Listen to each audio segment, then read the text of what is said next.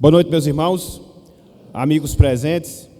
Nós vamos, pela graça do Senhor, na noite de hoje, seguir no propósito que nós iniciamos na semana passada, que é de justamente considerar, verso a verso, a primeira carta do apóstolo Pedro, uma das chamadas cartas universais ou católicas, conforme nós explicamos na semana passada.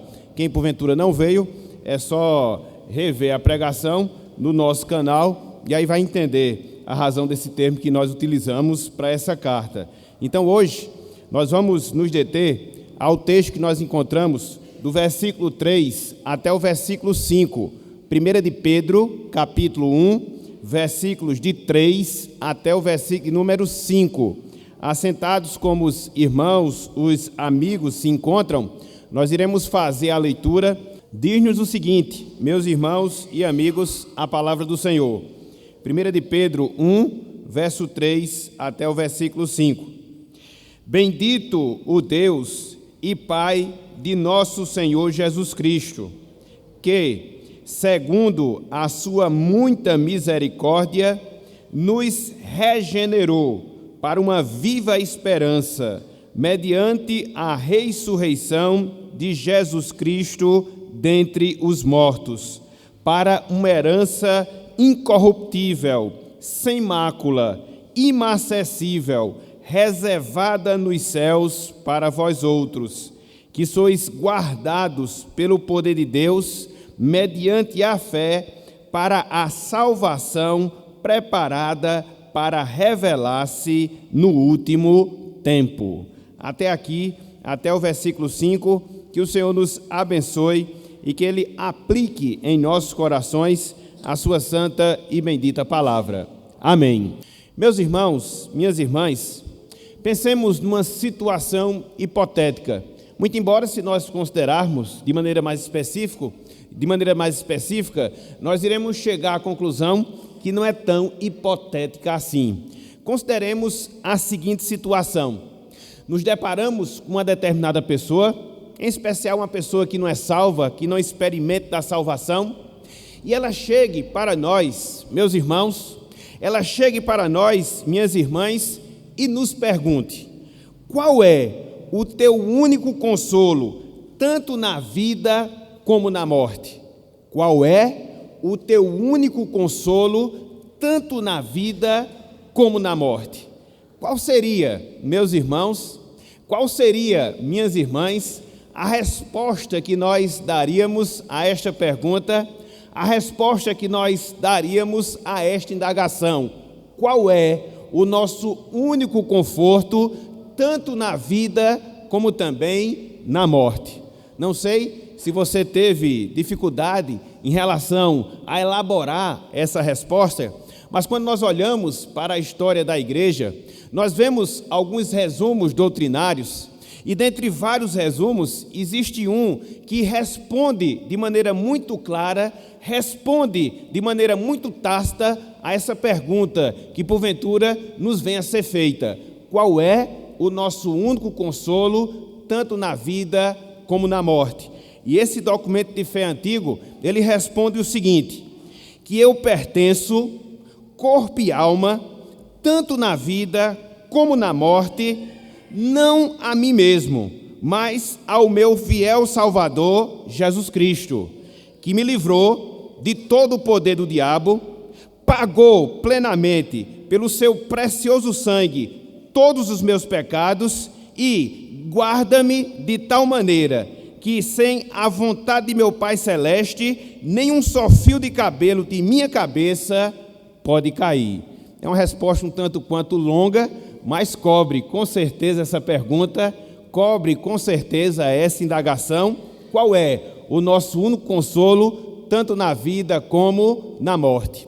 E a partir dessa resposta, meus irmãos, a partir dessa resposta, meus amigos, nós observamos uma ligação, nós consideramos uma ligação íntima que há entre a doutrina da salvação graciosa de Cristo e o consolo, o conforto que essa doutrina ela gera nos nossos corações, ela gera nas nossas vidas. Na verdade, meus irmãos, na verdade, meus amigos, se nós pudéssemos considerar no seu sentido mais específico, nós facilmente chegamos a essa conclusão. Uma vez que nós compreendemos a salvação bendita de Cristo, uma vez que nós experimentamos dessa salvação bendita em nossas vidas, em nossos corações, o resultado imediato que ela gera a cada um de nós é conforto, é ânimo, é consolação às nossas vidas e aos nossos corações. Como nós bem sabemos, meus irmãos, como nós bem sabemos, minhas irmãs, como crentes que nós somos na pessoa de Cristo Jesus, nós não estamos imunes, nós não estamos isentos às provações e às aflições que muitas vezes marcam, que muitas vezes caracterizam as nossas vidas.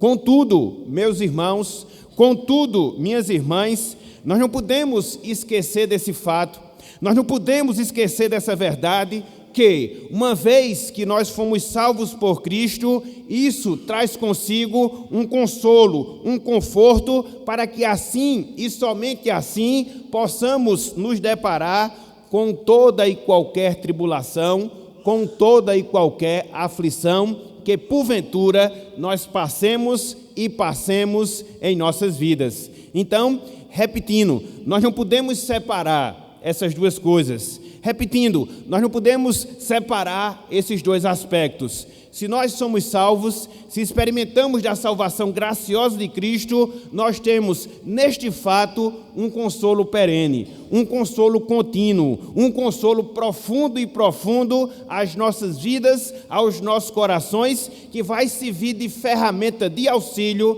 para nós nos depararmos com toda e qualquer tribulação, com toda e qualquer aflição que porventura nós vivenciarmos em nossas vidas. É justamente essa verdade, meus irmãos, é justamente esse ponto, meus amigos, que o apóstolo Pedro, inspirado por Deus, está nos ensinando nesse trecho que nós acabamos de ler do seu livro, capítulo 1, versículos 3 até o versículo número 5.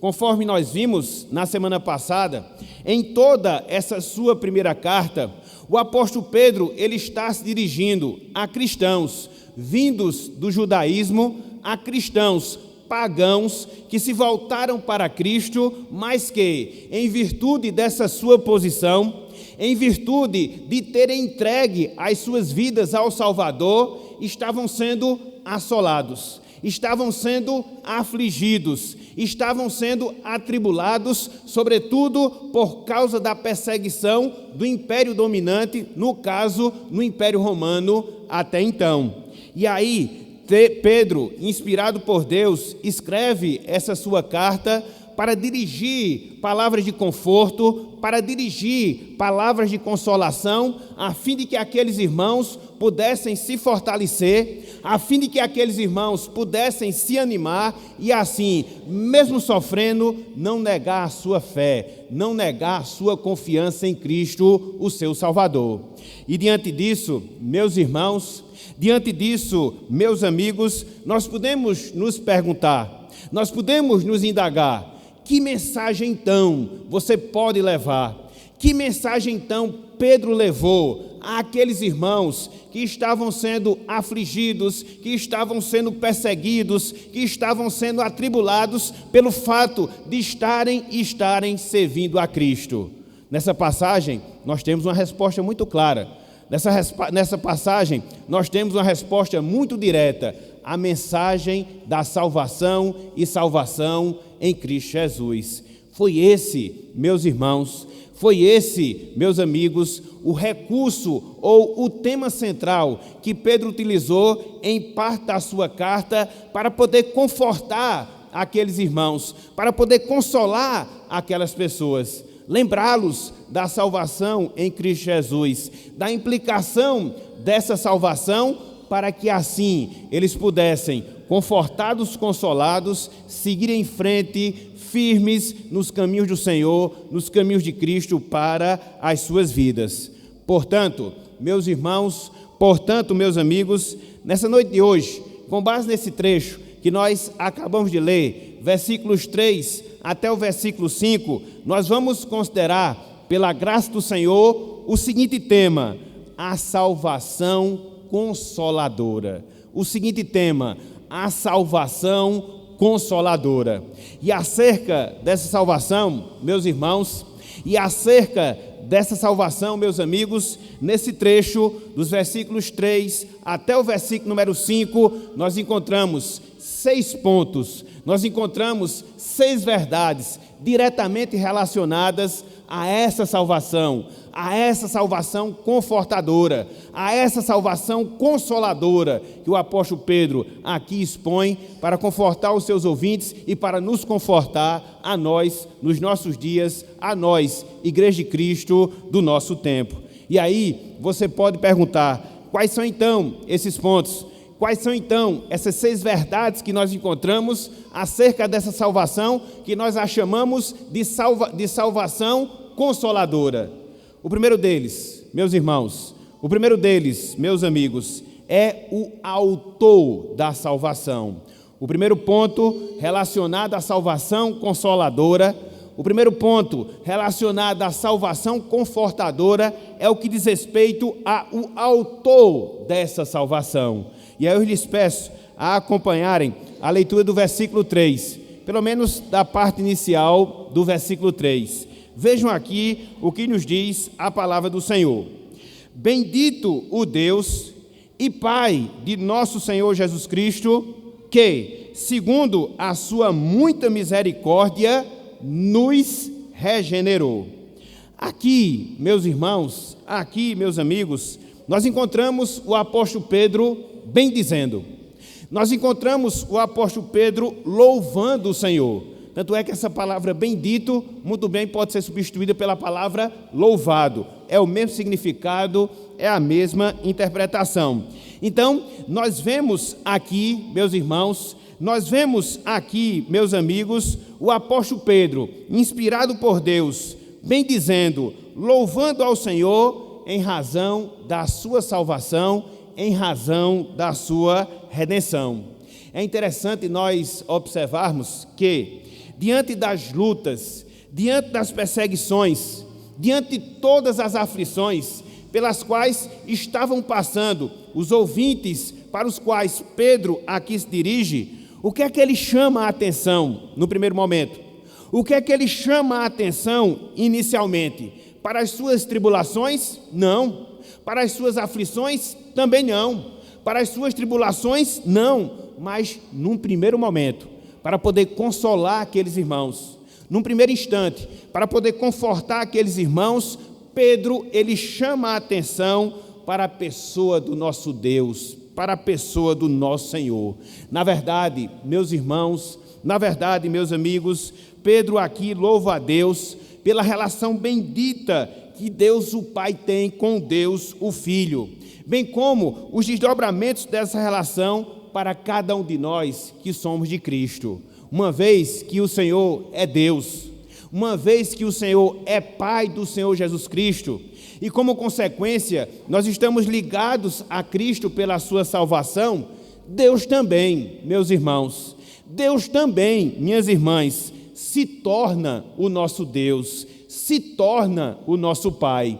Da mesma forma que Deus nutre esse tipo de relacionamento com o Deus Filho, a segunda pessoa da Trindade, sendo-lhe o Deus Pai, sendo-lhe o Deus Salvador, da mesma forma, isso acontece, isso ocorre com cada um de nós que somos salvos e salvos por Cristo Jesus.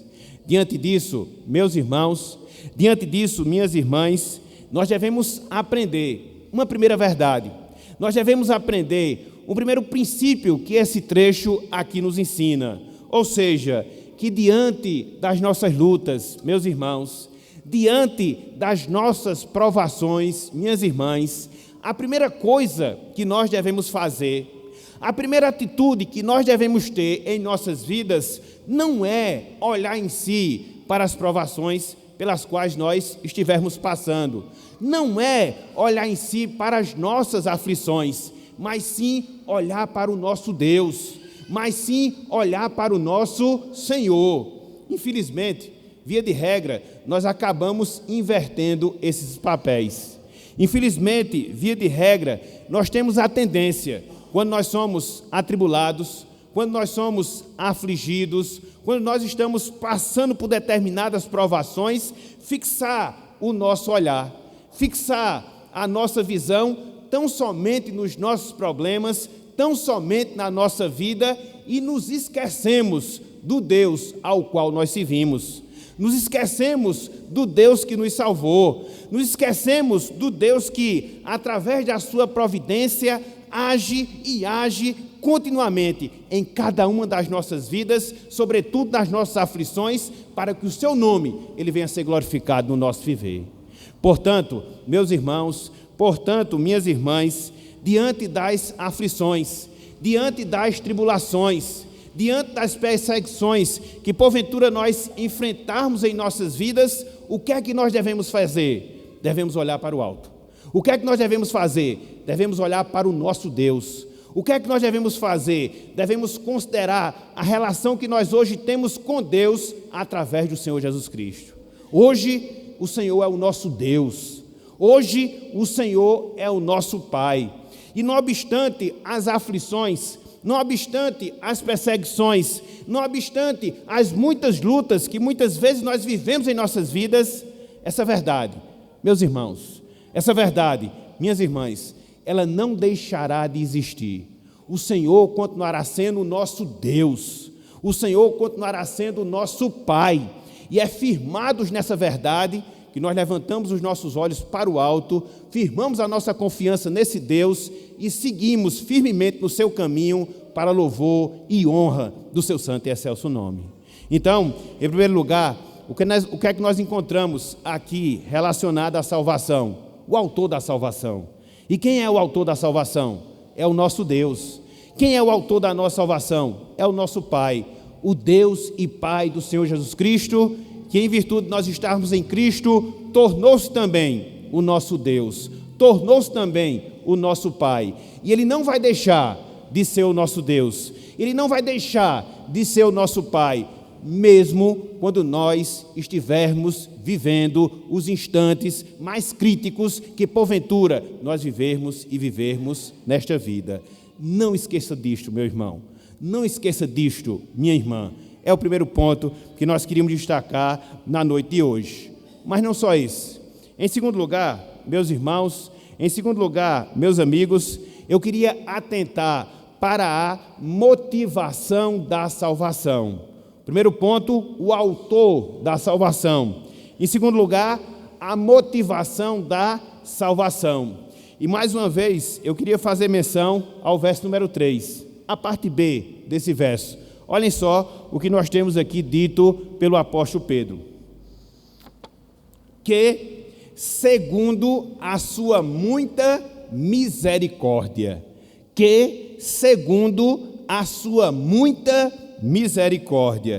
em sua adoração a Deus, conforme nós estamos considerando, Pedro, aqui nesse trecho, meus irmãos,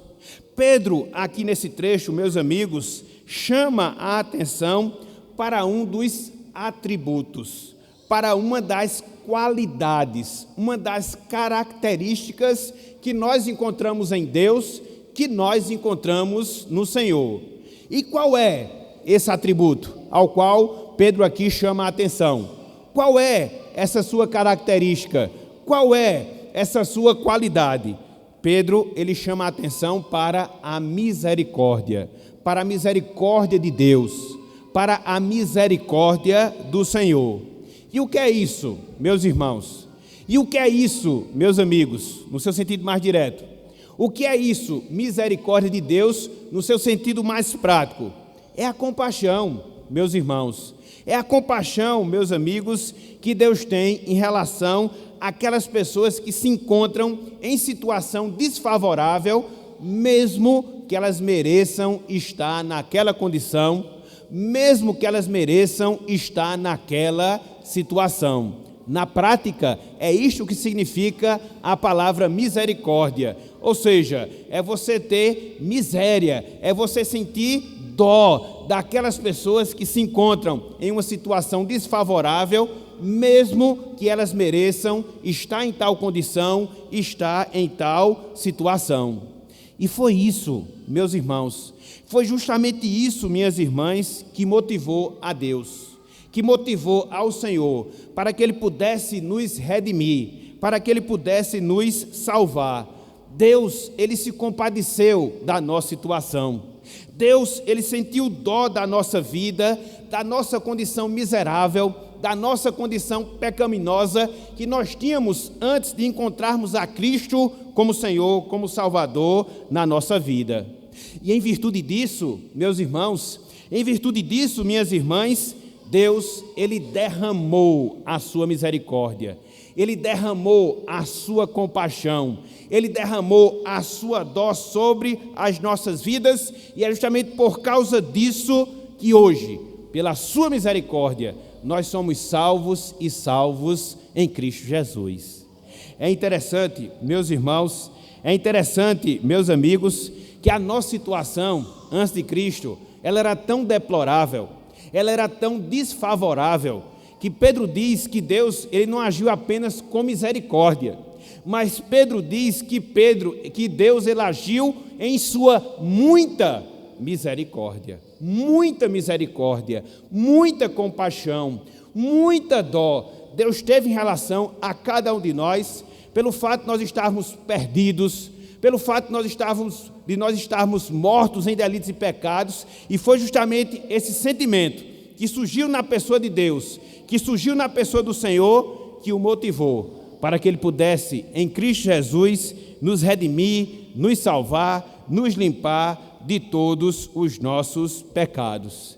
E aí, meus irmãos, minhas irmãs, a gente aprende como é importante nós trazermos esse fato, como é importante nós trazermos essa verdade para as nossas vidas, para as nossas mentes, para os nossos corações.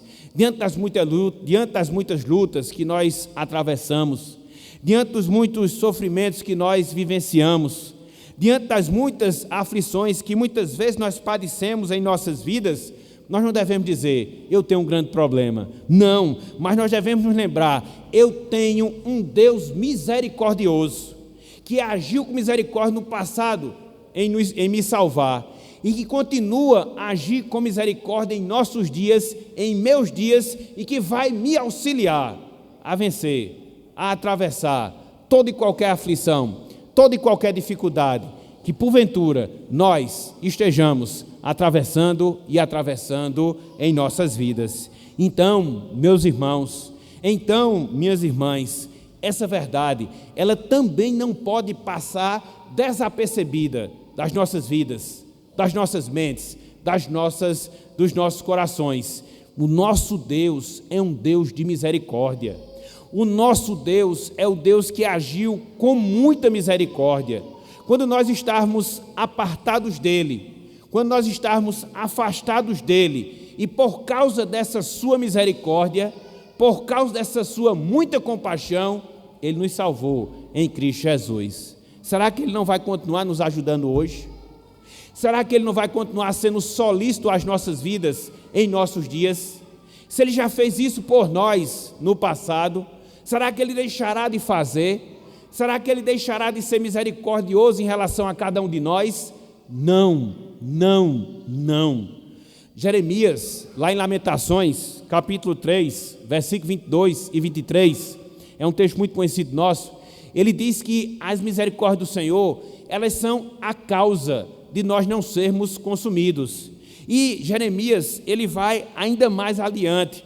Ele diz que essa misericórdia de Deus, ela se renova para nós, meus irmãos, para nós, minhas irmãs, todas as manhãs. Então, todos os dias, nós podemos contar com essa misericórdia nas nossas vidas. Todos os dias, nós podemos ter certeza que Deus não deixará de ser compassivo, que Deus não deixará de ser misericordioso conosco.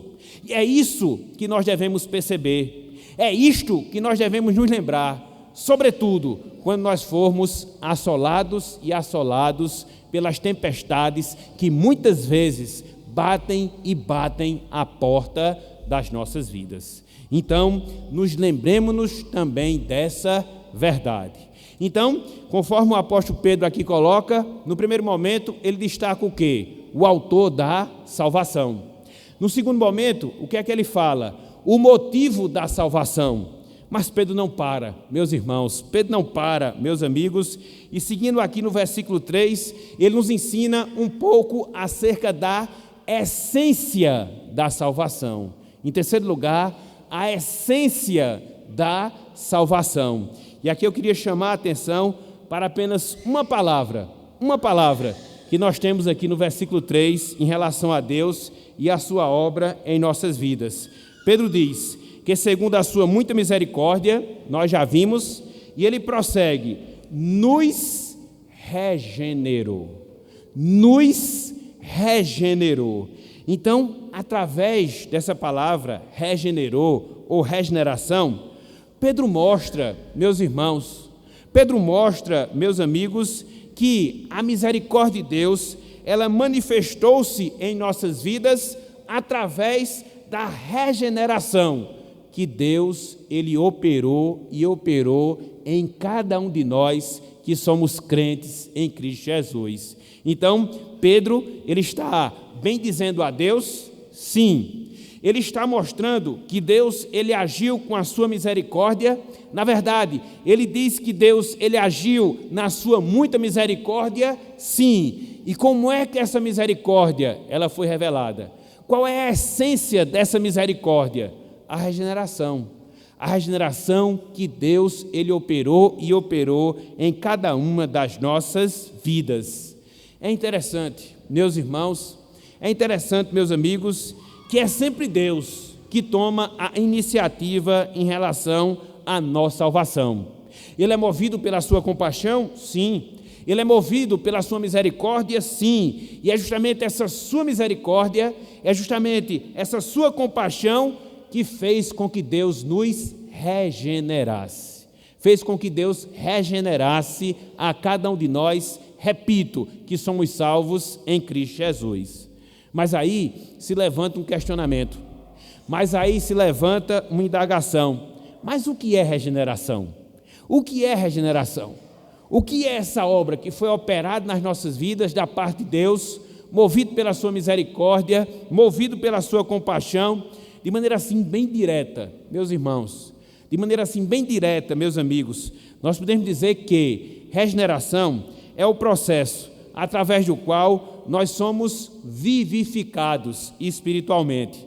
É o processo através do qual nós somos habilitados a crer no Evangelho e a nos voltarmos para esse Evangelho em arrependimento, reconhecendo a Cristo como Senhor e Salvador das nossas vidas. É algo miraculoso, é algo invisível, é algo espiritual. Essa operação que Deus ele realiza na vida de algumas pessoas. Essa operação que Deus realizou em cada uma das nossas vidas. Meus irmãos, minhas irmãs, esse trabalhar, esse agir, esse operar em termos espirituais, despertando o nosso entendimento para compreendermos a verdade do Evangelho, despertando os nossos sentimentos para nós amarmos a Deus, abrir os nossos olhos para que nós possamos reconhecer que, de fato, Cristo, Ele é o único e suficiente Salvador das nossas vidas. Essa é uma obra, meus irmãos, essa é uma obra, meus amigos, que Deus, Ele opera na vida do pecador. Ele implanta essa nova vida. Da mesma forma que nós não somos responsáveis pela nossa vida e que nós viemos para esse mundo por causa da misericórdia, da compaixão de Deus em termos físicos, assim também acontece em termos espirituais. Nós não somos regenerados por alguma coisa que nós fazemos. Nós não somos regenerados por alguma coisa que nós deixamos de fazer. Não, em absoluto. Deus é quem opera para que isso aconteça. Deus é quem opera para que isso se dê na nossa vida. E o que move a Deus fazer isso é tão somente a sua muita misericórdia, a sua muita compaixão em relação a cada um de nós. E é aqui também, meus irmãos, é aqui também, minhas irmãs, que nós devemos encontrar um motivo para conforto e consolo dos nossos corações. A nossa salvação hoje é uma realidade. A nossa salvação hoje é algo concreto. E por que a nossa salvação é uma realidade? Por que a nossa salvação é algo concreto? Porque Deus, Ele nos regenerou. Ele nos viu numa situação deplorável. Ele nos viu numa situação pecaminosa e agiu nas nossas vidas para realizar esse que eu chamo do maior milagre que porventura nós experimentemos nessa vida. Deus é um Deus de milagres, muitos milagres. Mas se nós pudéssemos fazer uma classificação, se nós pudéssemos dar uma categoria aos milagres do Senhor, em termos de poder, esse estaria com certeza em primeiro lugar. É você colocar a vida onde não tinha. É você tirar a animosidade e colocar o amor. É você tirar a desobediência e colocar a obediência. Isso na prática é o que é regeneração. É a essência da nossa salvação. Não é apenas uma mudança de conduta, não. Não é apenas uma mudança de religião, não. Não é apenas uma mudança de denominação, não. Mas é um transformar que acontece de dentro para fora e que vai evidenciar os seus frutos para a glória do Senhor. Isso, meus irmãos, ninguém pode reproduzir de si mesmo. Isso, meus amigos, ninguém pode fazer de si mesmo, não. Se Deus não operar, se Deus não regenerar, se Deus não colocar nova vida, a gente não vai, em hipótese alguma, experimentar da sua salvação. A natureza da nossa salvação, a essência da nossa salvação, o cerne da nossa salvação está no fato de que em um dia, movido pela sua misericórdia, Deus, Ele implantou um novo coração nas nossas vidas, na vida de cada um de nós que servimos ao Senhor. Foi aquilo que Cristo exortou a Nicodemos: importa-vos nascer de novo. Isso na prática é regeneração. Isso na prática é o que é salvação. Então, em primeiro lugar, nós temos aqui o autor da salvação, o nosso Deus e Pai. Em segundo lugar, você tem a motivação da salvação, a sua muita misericórdia. Em terceiro lugar, você tem a essência da salvação, ou seja, a regeneração. Pedro parou por aqui? Não, meus irmãos, não, meus amigos. Em quarto lugar, nós encontramos o propósito da salvação. Em quarto lugar, nós encontramos o propósito da salvação. E aqui eu quero fazer menção à parte final do versículo 3 e também a todo o versículo 4. 1 de Pedro 1:3, parte final e todo o versículo 4. Diz-nos o seguinte, a palavra do Senhor, finalzinho do versículo 3, para uma viva esperança. Versículo 4, para uma herança incorruptível, sem mácula, inacessível, reservada nos céus para vós outros. Eu queria chamar a atenção de duas preposições que nós encontramos aqui nesses dois trechos. Para, que você vê no finalzinho do versículo 3, e para, que você vê logo no início do versículo 4. Então, elas apontam para quê? Para propósitos. Elas apontam para quê? Para finalidades. Então, através dessas preposições e com a expressão que segue cada uma dessas preposições, Pedro aqui, meus irmãos, Pedro aqui, meus amigos, está destacando dois propósitos, duas finalidades na salvação que Deus, Ele propiciou e propiciou a cada um de nós através da sua regeneração. A regeneração, meus irmãos, a regeneração, meus amigos, ela não é um fim em si mesma, não. Ela tem propósito, não. Ela tem finalidade. E aqui o apóstolo Pedro, ele coloca pelo menos dois desses propósitos. Aqui o apóstolo Pedro, ele coloca pelo menos duas dessas finalidades. Um propósito para a nossa vida presente e um propósito para a nossa vida futura. Uma finalidade para a nossa vida agora e uma finalidade para a nossa vida eterna. Quais são, então, esses dois propósitos? Quais são, então, essas duas finalidades?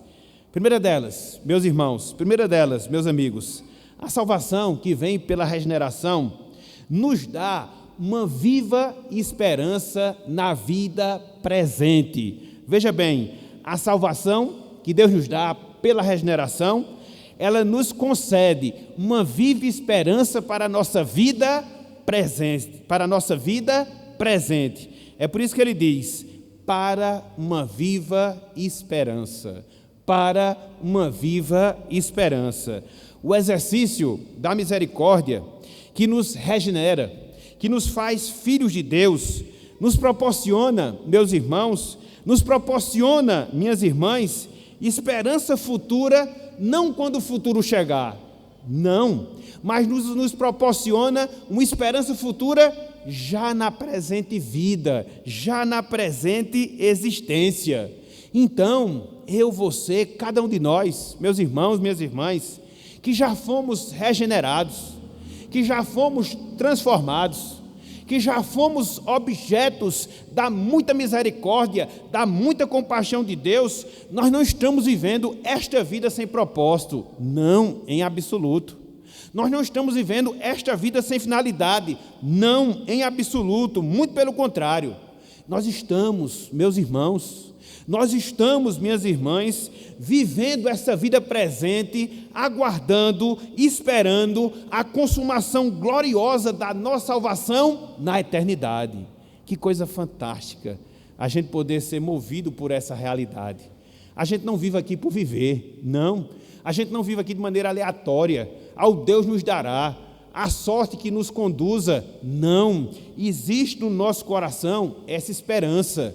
Existe nas nossas vidas essa convicção. Tão logo passa essa vida presente, tão logo passa a nossa existência terrena, nos aguarda, meus irmãos, nos aguarda, minhas irmãs, a salvação no seu sentido pleno, para que assim nós possamos estar eternamente na presença gloriosa do nosso Senhor Jesus Cristo. Então isso muda completamente a nossa vida. E é nisto aqui, meus irmãos, é nisto aqui, minhas irmãs, que nós devemos vencer a desesperança que muitas vezes assola a nossa vida durante a nossa existência aqui nesse mundo caído. Nós vivemos, meus irmãos, minhas irmãs, com Cristo aqui nesta vida, e nós temos a certeza que estaremos com Cristo na eternidade. Não importam as lutas, não importam os sofrimentos, não importam as dores, não importam as incertezas, nada disso deve nos abater. E por que nada disso deve nos abater?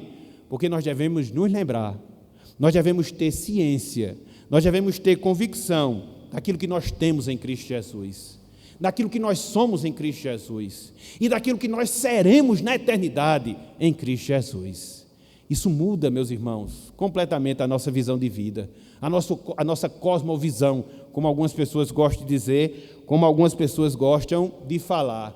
É você viver na vida presente e passar muitas vezes por situações que você não queria passar por momentos que você não desejava passar, com certeza, mas no fundo no seu coração, você ter essa certeza, você ter essa consciência inabalável daquilo que lhe aguarda na eternidade.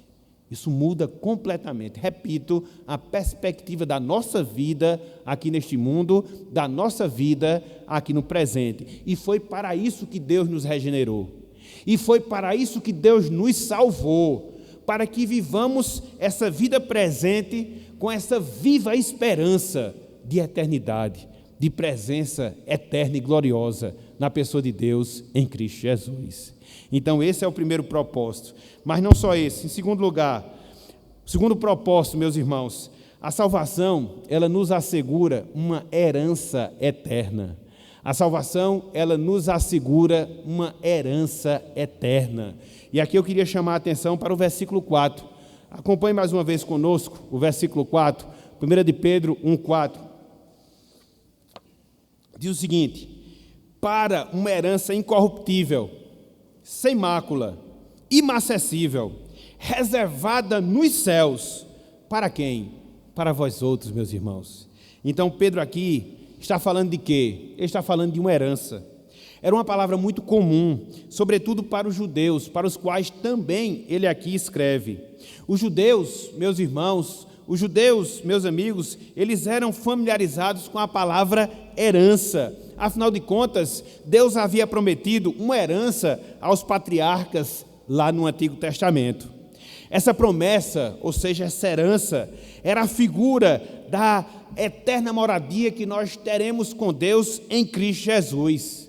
Essa herança eterna, ela envolve, meus irmãos, essa herança eterna, ela envolve, minhas irmãs, a nossa glorificação plena, a nossa glorificação final na presença de Deus.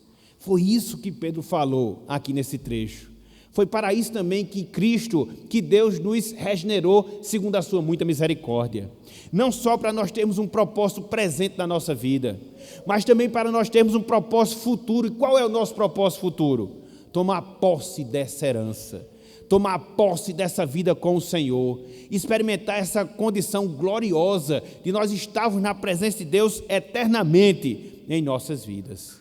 É interessante, meus irmãos, é interessante, meus amigos, que diferentemente das heranças terrenas, que você só recebe com a morte do testador, a nossa herança não.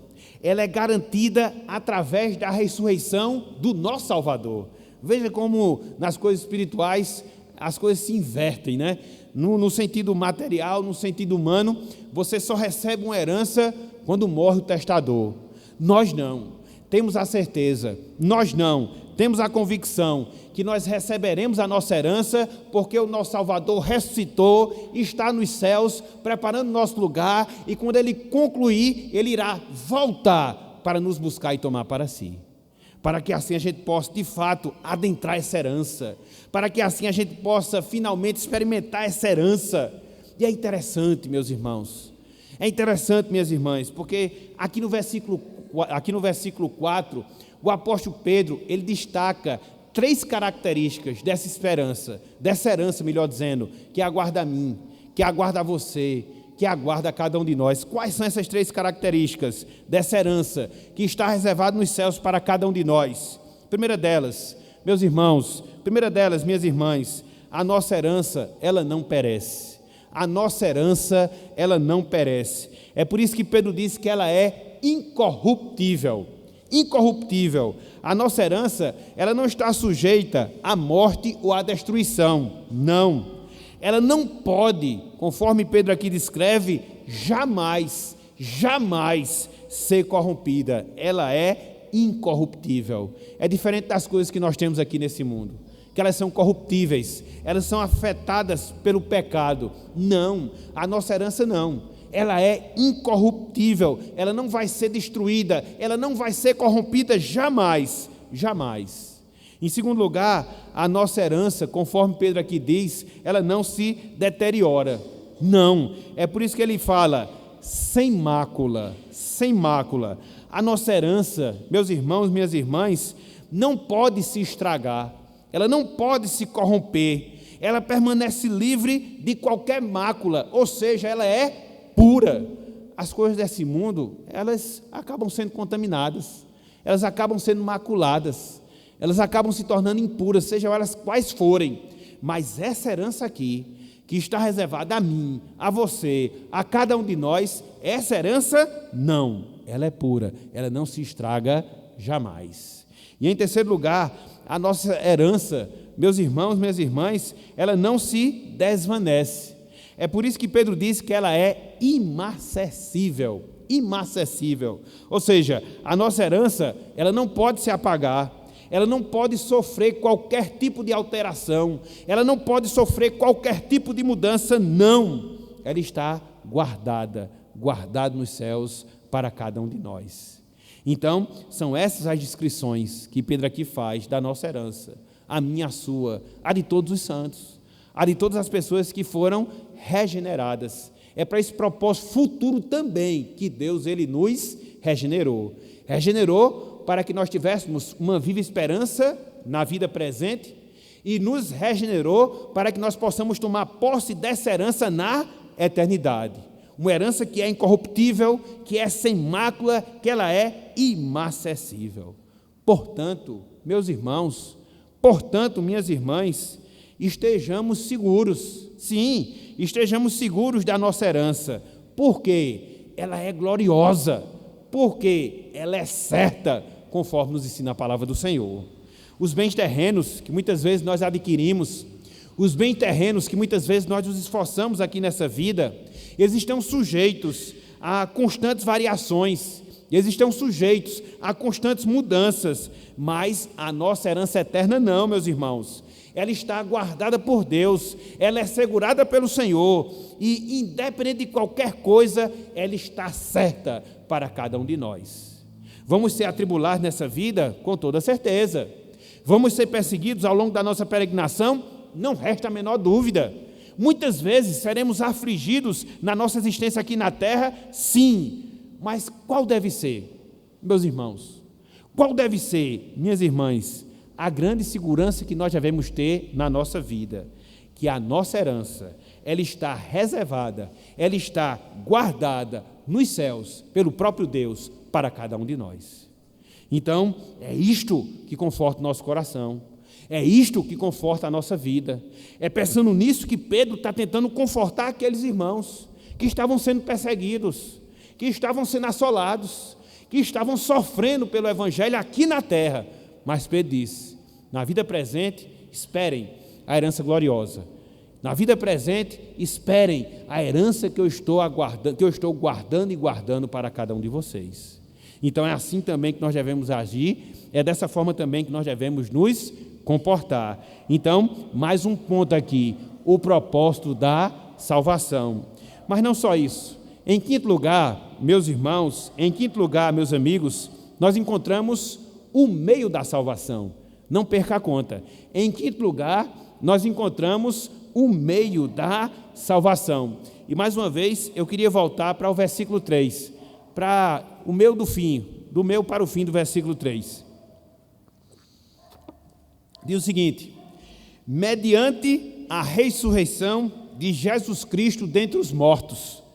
Mediante a ressurreição de Jesus Cristo dentre os mortos, o nosso meio da salvação. Aqui, meus irmãos, aqui, meus amigos, Pedro está mostrando que a regeneração salvadora, promovida por Deus, por causa da sua compaixão, por causa da sua misericórdia, ocorre por causa da ressurreição do Senhor. Se não houvesse ressurreição do Senhor Jesus Cristo, não haveria regeneração para nós. Se não houvesse ressurreição de Jesus Cristo, não haveria para nós uma viva esperança. Se não houvesse a ressurreição de Jesus Cristo, nós não teríamos uma herança guardada para nós na eternidade. Não. A ressurreição de Cristo, meus amigos, meus irmãos, ao terceiro dia, permitiu a sua ascensão, a sua subida aos céus. E uma vez que Cristo, ele subiu aos céus em glória, uma vez que Cristo subiu aos céus em majestade, quando lá chegou, o que foi que Cristo fez? Enviou o Espírito Santo. E quem é o Espírito Santo? O Espírito Santo é o nosso regenerador. O Espírito Santo é aquela pessoa que nos regenera. É por isso que a salvação, ela se dá através da ressurreição de Cristo. Ele morreu, ressuscitou ao terceiro dia, ascendeu aos céus, foi entronizado à direita de Deus, enviou o Espírito Santo para que o Espírito Santo hoje pudesse estar atuando no coração das pessoas, regenerando-as, fazendo com que elas nasçam de novo, assim como aconteceu a cada um de nós que somos salvos em Cristo Jesus. Às vezes a gente perde, o fio da meada, e às vezes a gente considera a ressurreição como coisa de só menos, como coisa de pouca importância. Não, meus irmãos. Dentro do projeto, dentro do plano de Deus, a ressurreição é um dos pilares, porque ela permitiu toda essa sequência que nós aqui estamos falando.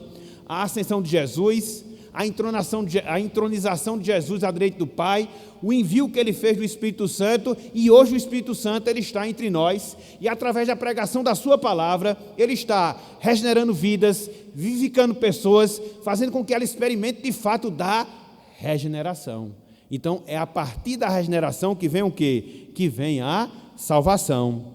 Mas não só isso. Além desse ponto, uma vez que Cristo ele foi ressuscitado, hoje, meus irmãos, hoje, minhas irmãs, nós podemos ter a certeza, nós podemos ter a esperança quanto ao nosso futuro. Por quê? Porque a morte foi vencida pelo Senhor Jesus Cristo. A Bíblia diz que a morte não conseguiu deter o nosso Salvador. Ele morreu na sexta-feira, passou todo sábado, no início do domingo ele ressuscitou, declarou a tudo e a todos que o último inimigo ele foi vencido, ou seja, a morte. A Bíblia diz que o salário do pecado é a morte, mas Cristo morreu a nossa morte, ressuscitou ao terceiro dia, declarou a sua vitória sobre a morte, e qual é a consequência direta que isso tem para cada um de nós? O nosso futuro está assegurado. Não existe mais nada que nos impeça de adentrarmos a herança gloriosa do Senhor, porque o pecado que nos afasta de Deus, o pecado que traz condenação, o pecado que traz morte, o pecado que traz punição, ele foi vencido por Jesus Cristo, não só na cruz, mas na manhã do domingo, quando ele ressuscitou dentre os mortos. Então é por isso que nós temos essa certeza, é por isso que nós temos essa convicção desse meio da salvação. É por isso, meus irmãos, é por isso, minhas irmãs, que nós carecemos, mas carecemos urgentemente de quê? De nós considerarmos o significado da ressurreição do nosso Salvador. É a ressurreição do nosso Salvador que garante a nossa regeneração presente. É a ressurreição do nosso Salvador que garante a nossa esperança gloriosa no futuro. Pedro, quando ele fala aqui da ressurreição do Salvador, ele fala como testemunho de causa. Ele estava presente. Ele foi um dos primeiros discípulos a reconhecer e de fato confirmar que Cristo havia ressurgido dos mortos. Então, essa esperança estava vívida, estava muito clara no seu coração, na sua mente. E aqui ele a transcreve para que nós possamos ter também essa mesma esperança, para que nós possamos ter essa mesma segurança de que Cristo ressuscitou, ele venceu a morte, isso permitiu a vinda do Espírito, isso garantiu a nossa salvação final, porque ele resolveu o maior dos nossos problemas, que eram os nossos pecados. É por isso que o domingo, o dia do Senhor, é o momento de você considerar sobre essas coisas. Cada domingo que nós desfrutamos, cada domingo que nós participamos, é o momento que Deus nos dá, para que a gente possa refletir, para que a gente possa pensar na ressurreição do Senhor. Se hoje, meus irmãos, nós estamos aqui, se hoje nós somos nova criatura em Cristo Jesus, foi porque Cristo ressuscitou. Se um dia nós vamos estar na presença de Deus, na eternidade dos céus, foi porque um dia Cristo ressuscitou. Então devemos reconhecer esse grande fato, devemos reconhecer esse grande acontecimento, uma das bases sobre a qual repousa a nossa salvação. A salvação conforta, a salvação consola os nossos corações e as nossas almas. Então, em quinto lugar, nós temos o meio da salvação. E por fim, meus irmãos, e por fim, meus amigos, em sexto lugar, nós temos a segurança da salvação. Em sexto lugar, nós temos a segurança da salvação. E aqui eu queria fazer menção ao versículo 5, todo o versículo 5. 1 de Pedro, capítulo 1, versículo número 5. Diz-nos o seguinte, a palavra do Senhor: que sois guardados pelo poder de Deus, mediante a fé, para a salvação preparada para revelar-se no último tempo. Aqui, no versículo 5, meus irmãos, meus amigos, Pedro ele chama a atenção. Ele chama a atenção para a segurança que todo aquele que foi verdadeiramente regenerado, ele tem da sua salvação. Eu vou repetir. Pedro chama a atenção para a segurança que todo aquele que foi verdadeiramente regenerado, ele tem da sua salvação. É por isso que aqui no versículo 5, Pedro se refere a esses regenerados como aquelas pessoas que são guardadas pelo poder de Deus. Os regenerados são descritos como aquelas pessoas que são guardadas pelo poder de Deus. A palavra guardar aqui, meus irmãos, a palavra guardar aqui, meus amigos, possui pelo menos dois significados, mas são significados tão especiais, são significados tão maravilhosos, que eles trazem consigo implicações práticas que confirmam a segurança da nossa salvação.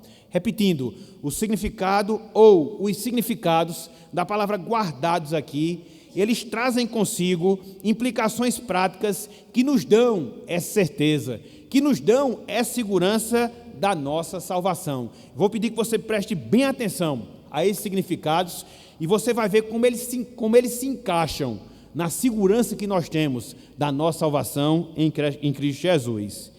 O primeiro significado da palavra guardar aqui, literalmente falando, significa proteger de perigo. A palavra guardar aqui, inicialmente, literalmente falando, significa proteger do perigo.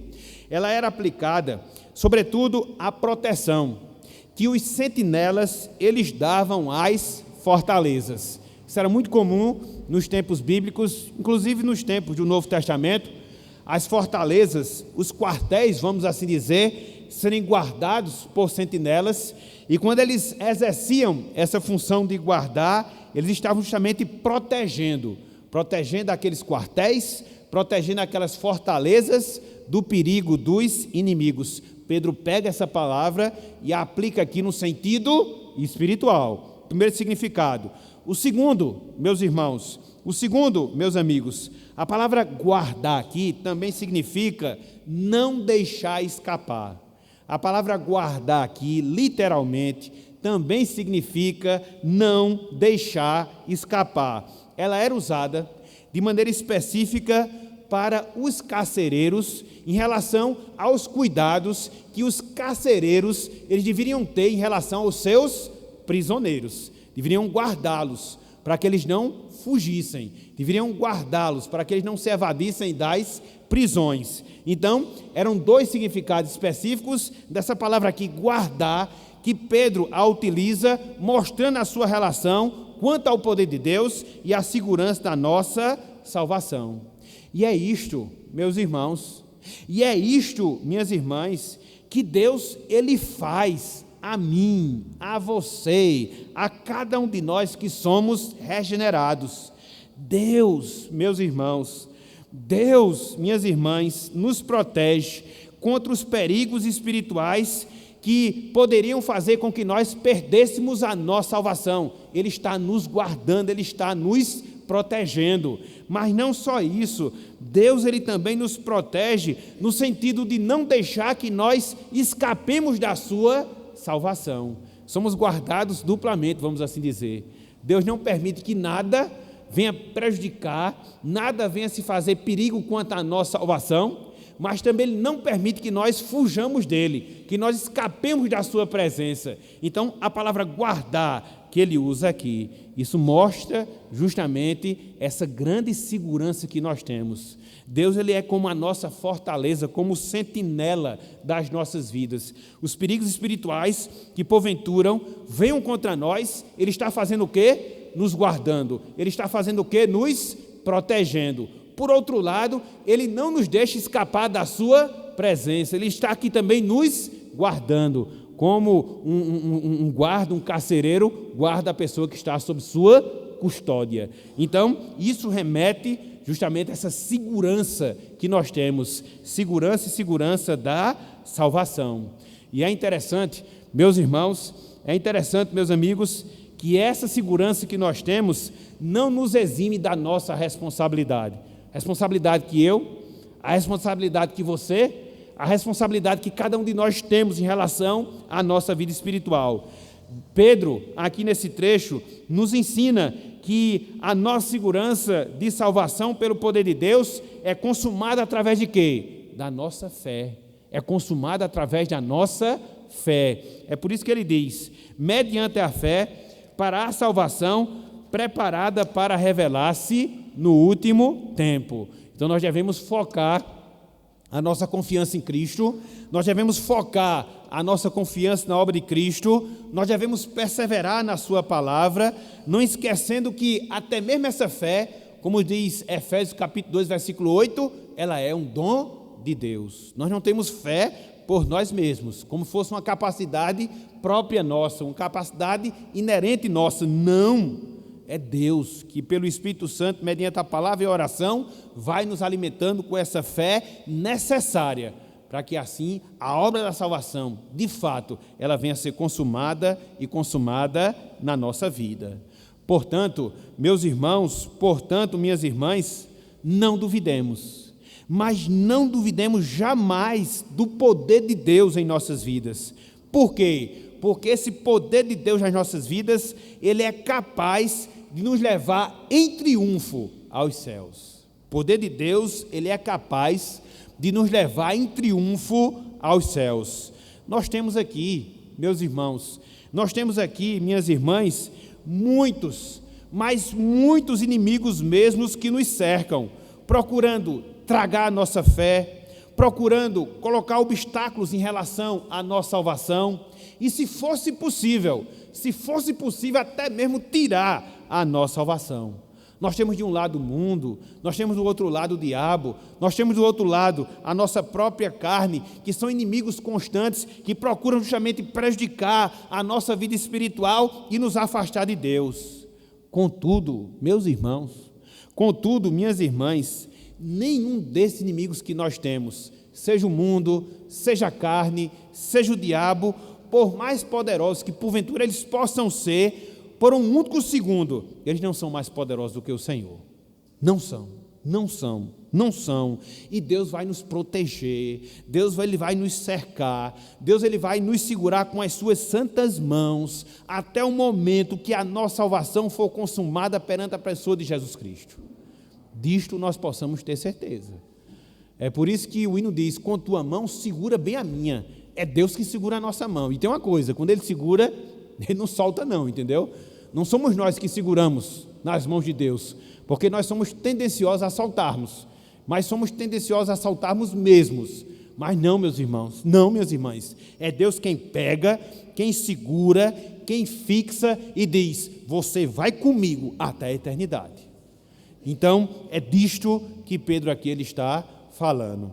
Então, nessa noite de hoje, meus irmãos, meus amigos, nós vimos 6 pontos relacionados à salvação consoladora que nós temos na pessoa de Deus. Nós vimos o autor da salvação, nós vimos a motivação da salvação, nós vimos a essência da salvação, nós vimos o propósito da salvação, nós vimos o meio da salvação e nós vimos a segurança da salvação. Até cansa, né? No sentido positivo da palavra, mas a salvação é isso, é algo extraordinário. Em apenas 3 versículos, Pedro ele fala tudo isso acerca da salvação. E diante disso, meus irmãos, e diante disso, meus amigos, quais são as verdades práticas que nós podemos aprender aqui nesse trecho? Eu vou ser generoso, vou colocar só 2 nessa parte final, até porque eu já fiz ao longo da nossa meditação. Em primeiro lugar, para nós, meus irmãos, em primeiro lugar, para nós, minhas irmãs, diante de tudo isso que nós vimos, diante de tudo isso que nós observamos, qual o dever que fica para cada um de nós? Nós devemos, meus irmãos, nós devemos, minhas irmãs, demonstrar gratidão em palavras, sentimentos e ações pela salvação que Deus nos proporcionou em Cristo e pelo Espírito. Nós devemos demonstrar gratidão em palavras, em sentimentos e em ações pela salvação que Deus nos proporcionou em Cristo através do seu Espírito.